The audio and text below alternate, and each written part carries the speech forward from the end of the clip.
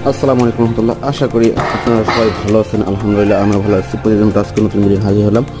আজকে মাংসের ঝোল দিয়ে আমি খিচুড়ি খাবো। খিচুড়ি না, সরি, আমি রুটি খাবো। খিচুড়ি আমার ফেভারিট, তো তাই জন্য খিচুড়ির কথা মনে এসে পড়ে। আসলে খিচুড়ি খাবো না, তাহলে খাবো হলো রুটি। আপনি দেখতেই পাবেন। হয়ে গেছে, রাখলাম এখানে। মায়ের হাতে পরোটা এটা নিলাম, ঠিক আছে। আরেকটা নিলাম, আরেকটা পারবো অবশ্য।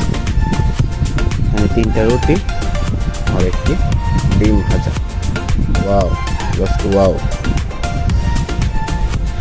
এই হলো আজকে আমার সকালের নাস্তা।